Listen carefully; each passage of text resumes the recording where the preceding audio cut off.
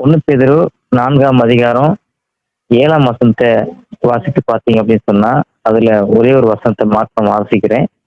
எல்லாவற்றுக்கும் முடிவு சமீபமாயிற்று. ஆகையால் தெளிந்த புத்தி உள்ளவர்களாய் இருந்து ஜெபம் பண்ணுவதற்கு ஜாக்கிரதையா இருங்கள் அப்படின்னு ஒரு வார்த்தையை அப்போஸ்தலனாகிய பேதுரு பயன்படுத்துறார். இப்போ மொத்தம் 4 காரியத்தை உள்ளடக்கி சொல்றாரு. எல்லாவற்றுக்கும் முடிவு சமீபமாயிற்று 1.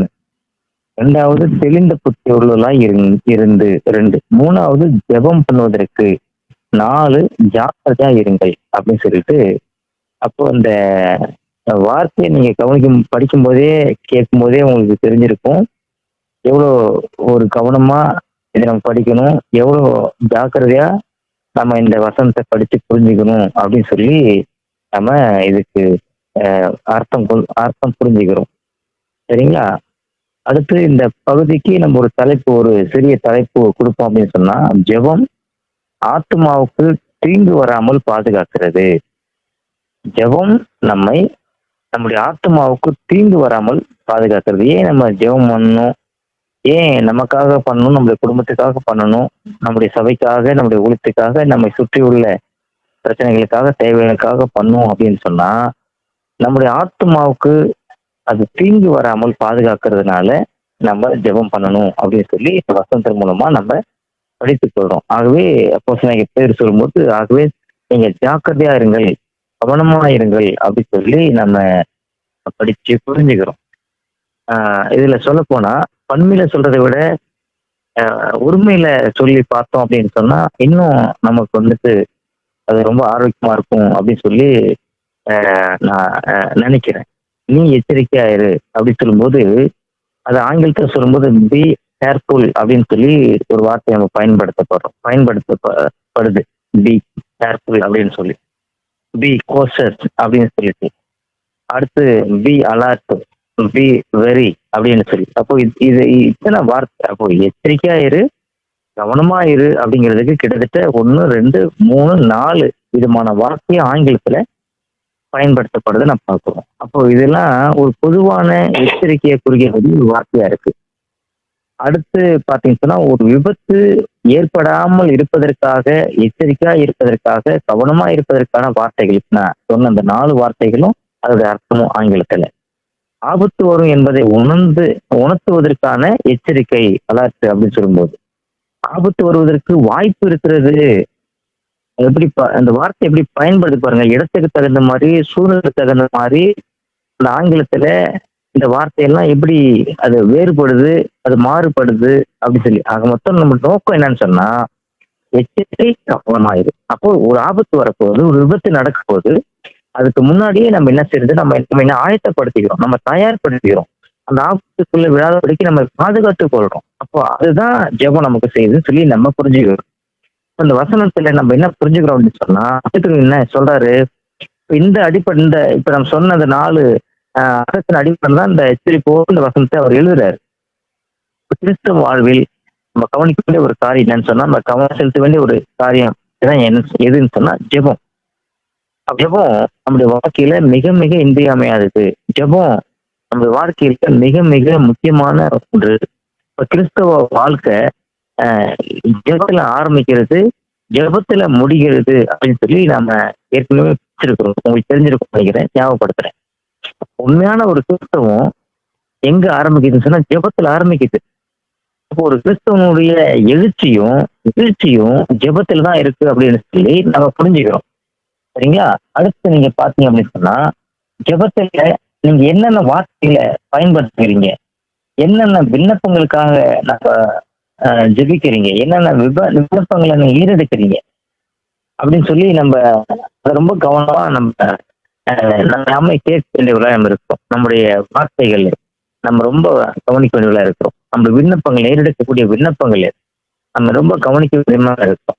அதுக்கு முன்னாடியே ஜாக்கிரதை, எச்சரிப்பு, கவனமா அப்படின்னு சொல்ற அந்த வார்த்தைக்கு இத இன்னும் ஆழமா ஆவிக்குரிய ரீதியில ஆண்டவருடைய உதவியோடு நம்ம புரிந்து கொள்ளணும் அப்படின்னு சொன்னா, நம்ம வாழ்க்கையில தனிப்பட்ட ஜெபம் அப்படின்றது ரொம்ப ரொம்ப முக்கியமான ஒன்றா இருக்கு. ஜெபம் முக்கியம் அப்படின்னு சொல்லி பார்த்தோம். அதுலயும் தனிப்பட்ட ஜெபம் என்பது மிக மிக முக்கியமா இருக்கு. அந்தரங்க ஜெபம் அப்படின்னு சொல்லி நம்ம ஏற்கனவே படிச்சிருக்கோம்னு நினைக்கிறேன். மத்தேயு 6ஆம் அதிகாரத்துல ஆண்டவர் சொல்றாரு, அந்தரங்கத்துல போய் என்ன செய்யணும், நீங்க ஜெபம் பண்ணுங்க. எந்த ஒரு பிரச்சனையா இருந்தாலும், எந்த தேவைகளா இருந்தாலும், எப்படிப்பட்ட நெருக்கடிகளாக இருந்தாலும், நீ சந்திக்கிற சவால்கள், போராட்டங்கள் இருந்தாலும் என்ன செய்யணும்னு சொன்னா அந்தரங்கத்துல போய் ஜெபம் பண்ணணும்னு சொல்லி ஆண்டவர் நம்மளுக்கு கற்றுக் கொடுப்பார். அந்தரங்கன்னு சொல்லி சொன்னா என்ன, எப்படி புரிஞ்சுக்கிறது? வீட்டுக்குள்ள போய் கதவை சாத்தி கொண்டு அந்தரங்கத்துல இருந்து உன் பிதாவை நோக்கி நீ ஜெபம் பண்ணு. உன்னை படைத்தவரை நோக்கி, உன் ரட்சித்தவரை நோக்கி நீ ஜெபம் பண்ணு. அப்படி ஜெபம் பண்ணும்போது என்ன நடக்கும்? வெளியரங்கம் அந்தரங்கத்திலே பார்க்கிற, அந்தரங்கத்திலே உங்களுடைய இதயத்தை பார்க்கிற, உங்களுடைய விண்ணப்பங்களை கேட்ட, உங்களுடைய வார்த்தைகளை கேட்ட உன்னை படைத்த ஆண்டவர், ரட்சகர், ஆண்டவர் இயேசு கிறிஸ்து வெளியரங்கமாய் பலன் அளிப்பார் அப்படின்னு சொல்லி சொல்லப்படுது. ஆக மொத்தம் அந்தரங்கத்திலே செய்யப்படுகிற ஜெபத்துக்கு எவ்வளவு வேல்யூ இருக்குன்னு சொல்லி பாருங்க. தனிப்பட்ட ஜெபம் என்பது ஒவ்வொரு மனிதனுக்கும் ரொம்ப முக்கியமானது. குறிப்பா விசுவாசிகளுக்கு, முக்கியப்பட்ட ஒவ்வொரு மனிதனுக்கும். இப்போ உங்களோட வாழ்க்கையில நீங்க அந்தரங்க ஜெபம், அதாவது தனிப்பட்ட ஜெபத்துல நீங்க எவ்வளவு நேரம் ஜெபம் பண்றீங்க? நீங்க தனிப்பட்ட ஜெபம் உங்க வாழ்க்கையில நீங்க பண்ணக்கூடிய நபரா இருக்கிறீங்க அப்படின்னு சொன்னா, நீங்க வெளி இடங்கள்ல ஜெபம் பண்ணும்போது, பொதுவான இடங்கள்ல ஜெபம் பண்ணும்போது உங்களுடைய வார்த்தைகள் எப்படி இருக்குன்னா சுருக்கமா இருக்கும். உங்களுடைய வார்த்தைகள் சுருக்கமா இருக்கும், தெளிவா இருக்கும். ரொம்ப அலப்பல் இருக்காது, வீண் வார்த்தைகள் இங்க இருக்காது. ஒரு தனிப்பட்ட ஜெபம் சரியில்லை அப்படின்னு சொல்லும்போது அதை சரி பண்றதுக்கு பொது இடங்கள்ல நம்ம வெளி இடங்கள்ல சொன்னா அதிக நேரம் ஜெபிக்கிறதுக்கும் நம்ம காமிச்சு கொள்வோம். அது மாயமாகும். அது வந்துட்டு ஏமாற்று வேலை. அது வந்துட்டு உண்மையா தனிப்பட்ட ஜெபம் ஜெபிக்கிற ஒரு நபர்னு சொல்லி சொல்ல முடியாது. அப்ப தனிப்பட்ட முறையில யார் ஒருத்தர் அதிகமா ஆண்டவரோடு ஜெபிக்கிறாங்களோ, உறவுல இருக்கிறாங்களோ, அவங்களுடைய வார்த்தைகள், அவங்களுடைய ஜெபங்கள் எப்படி இருக்கும் அப்படின்னு சொன்னா, இந்த மாதிரி பொது இடங்கள்ல வரும்போது, வெளி இடங்கள்ல வரும்போது அவனுடைய வார்த்தைகள் சுருக்கமா இருக்கும், தெளிவா இருக்கும். வீண் அலப்பல்கள் இருக்காது, வீண் அலட்டல்கள் இருக்காது, வீண் வார்த்தையினுடைய ஜோடிக்கிறதா அங்க இருக்காது. ஏன்னா இந்த பகுதியிலிருந்து நம்ம கற்றுக்கொள்ளக்கூடிய ஒரு காரியமா இருக்கிறது. அப்போ தனிப்பட்ட ஜெபம் இல்லாத பொது இருக்கக்கூடிய ஆபத்தை நம்ம என்ன செய்யணும் சொன்னா அதை புரிந்து கொள்ளணும். அப்படி பொது இடங்கள்ல நம்ம அதிகமா வீண் வார்த்தைகளை சொல்லி ஜெபம் பண்ணக்கூடிய ஒரு நபரா இருப்பீங்க அப்படின்னு சொன்னா, நீங்க உங்க சுய திருப்திக்காக ஜெபிக்கிறீங்க அப்படின்னு சொல்லி இந்த பகுதியில நம்ம கற்றுக்கொள்றோம். அப்ப சுய திருப்திக்காக நம்ம ஜெபிக்கிறது இல்லை. 2 வார்த்தை சொன்னாலும் 5 வார்த்தை சொன்னாலும் அதை நம்ம சுருக்கமா சொல்லணும், தெளிவா சொல்லணும். அப்படிங்கிறது தான் நம்ம ஜெபத்துல கற்றுக்கொள்ளக்கூடிய ஒரு உண்மையா இருக்கிறது. குறிப்பா விசேஷமா அழுத்தமா சொல்ல போனோம் அப்படின்னு சொன்னா, தனிப்பட்ட ஜெபம் விசுவாச வாழ்க்கையில மிக மிக முக்கியமான ஒன்று. உங்களுடைய வாழ்க்கையில தனிப்பட்ட ஜெபத்துல நீங்க எவ்வளவு நேரம் ஜெபம் பண்றீங்க? எவ்வளவு நேரம் கடவுளோட நீங்க நேரத்தை செலவு பண்றீங்க? ஒரு அந்தரங்க ஜெபம் எப்படி இருக்கு? ஒரு தனிப்பட்ட ஜெபம் உங்களுக்கும் ஆண்டவருக்குமான உறவு, தனிப்பட்ட உறவு எப்படி இருக்கு? அது இந்த நேரத்துல நீங்க ஆராய்ந்து பாருங்க. அப்படி தனிப்பட்ட ஜெபத்துல யார் ஒருத்தர் இல்லையோ அவங்களுடைய ஜெபம் சுருக்கமா இருக்காது, தெளிவா இருக்காதுன்னு சொல்லி நம்ம பார்த்தோம். அதே சமயத்துல அந்த ஜெபம் பொது வெளியில வரும்போது மற்றவங்களுக்கு சலிப்பை கொண்டு வரும். அதிக நேரம் எடுத்து நம்ம ஜெபம் பண்ணும்போது வீண் வார்த்தைகளை சொல்லி ஜெபம் பண்ணும்போது கேட்பவர்களுக்கு சலிப்பை கொண்டு வரும், எரிச்சலை கொண்டு வரும். அப்படிப்பட்ட ஜெபத்தை நம்முடைய வாழ்க்கையில கொண்டு வராதபடிக்கு நம்ம எச்சரிக்கையா இருக்க வேண்டும். அடுத்து தனிப்பட்ட ஜெபத்தை வச்சுதான் உங்களுடைய ஆத்ம நிலையை கண்டறிய முடியும். இது அதை விட நான் கூடுதலான ஒரு எச்சரிக்கை கொடுக்குது. உங்களுடைய தனிப்பட்ட ஜெபம் எந்த அளவுக்கு இருக்குதோ அந்த அளவுக்கு உங்களுடைய ஆத்மாவில வளர்ச்சி இருக்கும், முன்னேற்றம் இருக்கும். ஆத்ம நிலையை அதை வச்சுதான் என்ன அளவிட முடியும். எந்த அளவுக்கு அதான் கட்டில இருந்தாதான் அகப்பையில வரும், கரண்டில வரும்னு சொல்லி ஒரு பழமொழி சொல்லுவாங்க. அப்போ நான் உண்மையான நிலையில இந்த ஆத்மாவுல எந்த அளவுக்கு ஆண்டவரோடு நான் நேரத்தை செலவு பண்றனோ அந்த அளவுக்கு என்னோட வார்த்தைகள் சுருக்கமா இருக்கும், தெளிவா இருக்கும், அலட்டல் இருக்காது, சுய திருப்திக்காக நான் ஜெபம் பண்ண மாட்டேன், மற்றவர்களுக்கு சலிப்பை கொண்டு வராது. அடுத்து என்னுடைய ஆத்ம நிலை வளர்ச்சி அடையும், என்னுடைய ஆத்ம நிலையில முன்னேற்றம் இருக்கும். அடுத்து நீங்க ஜெபத்தை கவனிச்சு சொன்னா, ஜெபம் என்பது ஒரு விசுவாசிக்கு உயிர் நாடியா இருக்கு. ஜெபம் ஒரு விசுவாசிக்கு உயிரடியா இருக்கு. அதை அலட்சியப்படுத்தக்கூடாது. அப்ப ஜெபம் என்பது நான் கடவுளோடு பேசக்கூடிய ஒரு அனுபவம். வேதம் வாசிக்க ஏன் சொல்றோம்? ஆண்டவர் என்னோட பேசணும், ஆண்டவர் என்னோட உறவு வைக்கணும் அப்படிங்கிறதுக்காக வேதம் வாசிக்குன்னு சொல்றோம். ஏன் ஜெபம் பண்ணணும்னு சொல்றோம்? நான் ஆண்டவரோட உறவு வச்சுக்கணுங்கிறதுக்காக தான் ஜெபம் பண்ணணும். அப்போ உங்களுடைய வாழ்க்கையில தனிப்பட்ட ஜெபம் எவ்வளவு முக்கியமா இருக்குன்னு சொல்லி நீங்க யோசிக்கணும். ஒரு வாழ்க்கையில தனிப்பட்ட ஜெபத்துல சும்மா 1 நிமிஷம், 2 நிமிஷம், 5 நிமிஷம், 10 நிமிஷம் இதெல்லாம் வேலைக்கு ஆகாது. உங்களுடைய ஜெபத்தை நீட்ட வேண்டும். உங்களுடைய ஜெபத்தை அதிகரிக்க வேண்டும். உங்களுடைய ஜெப நேரத்தை இன்னும் கூட்ட வேண்டும். இதெல்லாம் நம்ம கற்றுக்கொள்ளக்கூடிய ஒரு ஆகவேதான் இங்க பேதுரு சொல்றாரு, எல்லாவற்றுக்கும் முழு சமயமாயிற்று, ஆகையால் தெளிந்த புத்தியுள்ளதா இருங்கள், ஜெபம் பண்ணுங்கள், ஜாக்கிரதையா இருங்கள். 4 விதமான கடந்த காலத்துக்கும் நிகழ்காலத்துக்கும் எதிர்காலத்துக்கும் 3 காலத்துக்கும் உள்ளடக்கின்னு வசனம் சொல்லுது. எல்லாவற்றுக்கும் முடி சமமாயிட்டு. நம்ம நம்ம திரும்பி பார்க்க முடியாத காலம், வயது, பலம், சுகம், ஆரோக்கியம் இதெல்லாம் திரும்பி பார்க்க முடியாது. ஆகவே தெளிந்த புத்தியுள்ளதா இருங்கள் என்று சொல்லி நம்ம கடந்த நாட்கள் எப்படி நம்ம தெளிவில்லாமல் நடந்துட்டு இருக்கிறோம். இந்த நாட்கள்ல நடைமுறை நாட்கள்ல இந்த இப்போ வாழ்ந்து கொண்டிருக்கிற நாட்கள்ல நம்ம தெளிந்த புத்தியுள்ளதாய் இருக்க வேண்டும். ஜெபத்தை குறித்து அறிவுதான் நாங்கள் வாழ்ந்துட்டோம் கடந்த நாட்கள்ல. ஆகவே ஜெபத்தை குறித்து இன்னும் உண்மையை அறிந்து கொள்ள வேண்டும். ஜாக்கிரதையா இல்லாம நம்ம வாழ்ந்துட்டோம். கிறிஸ்தவ வாழ்க்கையில அலட்சியமா வாழ்ந்துட்டோம், இனதரமா வாழ்ந்துட்டோம். இனி அப்படி வாழக்கூடாது. எல்லாவற்றுக்கும் முடி சமமாயிற்று அப்படிங்கிறது. ஜாக்கிரதையா இருங்கள், எச்சரிக்கையா இருங்கள், கவனமா இருங்கள் அப்படின்னு சொல்லி சொல்றாரு. சரிங்களா? ஆகவே இதுல இருந்து நம்ம கவனிக்க வேண்டிய ஒரு காரியம். அப்போ நம்முடைய ஆவிக்குரிய நிலையை அணுகுகிறது எதுன்னு சொன்னா ஜெபம். உங்களுடைய கவனத்தை எதுல செலுத்தணும் அப்படின்னு சொல்லி சொன்னா ஜெபத்துல செலுத்தணும். நீங்க எதுல செலுத்துறீங்களோ இல்லையோ அது எனக்கு தெரியாது. ஆனா வேதம் எதிர்பார்க்குது உங்ககிட்டயும் சரி, பேசுற எங்கிட்டையும் சரி, நம்முடைய கவனத்தை எதுல செலுத்தணும்னு சொன்னா தனிப்பட்ட ஜெபத்துக்கு நாம செலுத்த வேண்டும் அப்படின்னு சொல்லி நம்ம வசனத்துல புரிந்து கொள்கிறோம். அப்ப ஜெபமே ஒரு மெய் கிறிஸ்தவனுக்கு முதுகெலும்பா இருக்குதுங்க. என்னுடைய முதுகெலும்பு இல்லைன்னு சொல்லி சொன்னா என்னால நடக்க முடியாது, உட்கார முடியாது, படுக்க முடியாது, என்னுடைய வேலை என்னால செய்து கொள்ள முடியாது, நான் படுத்த படுக்கையில தான் இருக்கணும்.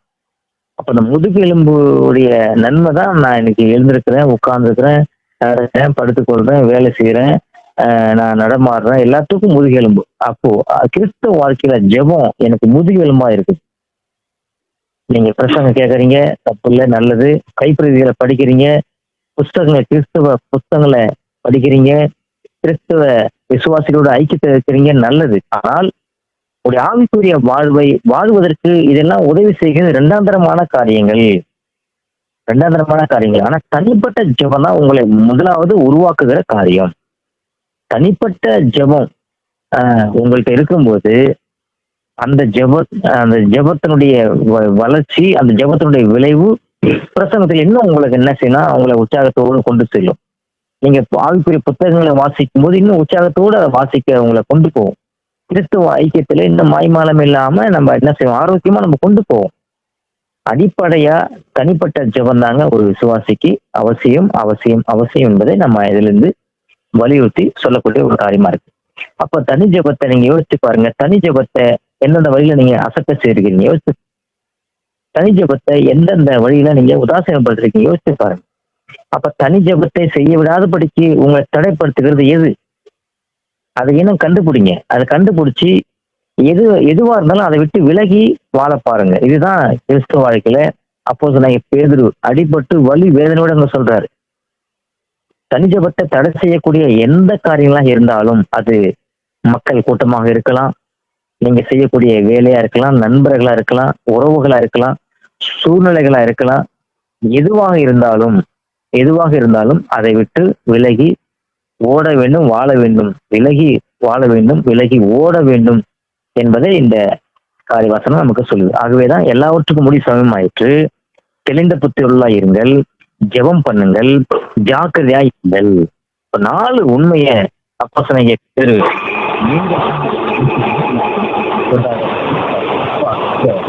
கவனமா இருக்கணும், இருக்கணும், கூட இருக்கணும், ஜாக்கிரதையா இருக்கணும். இதுதான் நம்ம படிக்கிறதுக்கான அவசியம். இதுதான் நம்முடைய ஆத்ம வளர்ச்சிக்காக, அந்த ஆத்ம நன்மைக்காக நம்ம ஆத்மாவுக்கு தீங்கு வராமல் பாதுகாத்துக் கொள்வதற்காக இதெல்லாம் செய்ய வேண்டிய ஒரு காரியமா இருக்குது.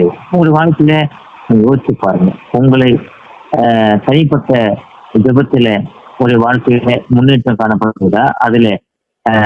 அதுல நீங்க பின்னோக்கி செல்லக்கூடிய ஒரு நபரா இருக்கீங்களா? ஒருவேளை பின்னோக்கி செல்லக்கூடிய மனிதனா இருக்கு அப்படின்னு சொன்னா ஆண்டவர் சமூகத்துல போய் அதற்காக மன வருந்தி, ஆண்டவரே இவ்வளோ ஆசீர்வாதங்களை கொடுத்திருந்தும் கூட நான் அதுல பயன்படுத்தாம இருந்து கொண்டிருக்கிறேன், அலட்சியப்படுத்திக் கொண்டிருக்கிறேன், உதாசீனப்படுத்திக் கொண்டிருக்கிறேன். என்னை மன்னியும் சுவாமி, என்னை பரிசுத்தப்படுத்தும். இனி வரக்கூடிய நாட்கள்ல ஜெபத்துல அதிகமா என்னை ஈடுபடுத்த எனக்கு உதவி செய்யுங்க அப்படின்னு சொல்லி கேட்போம். நீங்க கேளுங்க. ஆண்டவர் உங்களுக்கு பெரிய பொறுப்புகளை கொடுத்துக்கிறார். குடும்பத்துல பெரிய பொறுப்புகளை கொடுத்துக்கிறார். சபையில உங்களுக்கு பெரிய பொறுப்புகளை கொடுத்துக்கிறார். சமுதாயத்துல உங்களுக்கு பெரிய பொறுப்புகளை கொடுத்துக்கிறார். இதெல்லாம் நீங்க தனிப்பட்ட ஜெபத்துல மட்டும்தான் என்ன செய்ய வின் பண்ண முடியும். தனிப்பட்ட ஜெபம் இல்லைன்னு சொன்னா நீங்க தோத்து போயிடுவீங்க, வெட்கப்படுவீங்க, வேதனைப்படுவீங்க, நீங்க அவமானப்படுத்தப்படுவீங்க. உங்களோட தனிப்பட்ட ஜெபம் அவமானத்துல உங்களை காப்பாற்றும், நிந்தையிலிருந்து உங்களை காப்பாற்றும், பெரிய இடத்துல உங்களை காப்பாற்றும், மனிதனுடைய ஆபத்திலிருந்து உங்களை காப்பாற்றும், மனிதனுடைய மாய்மாலத்திலிருந்து காப்பாற்றும், பாவத்திலிருந்து உங்களை காப்பாற்றும். தனிப்பட்ட உறவு ஆண்டவரோடு உங்களை அதிகரிக்க அதிகரிக்க நீங்க உலகத்தை விட்டு நீங்க எவ்வளவு தூரம் ஓடி கடவுளுக்காக ஜீவிக்க முடியுமோ அவ்வளோ அழகா நீங்க அற்புதமா நீங்க ஜீவிக்க முடியும். கர்த்தர் தாமே உங்களை எப்படியா சந்திப்பவராக வழிநடத்துவராக ஜீவிப்போம்.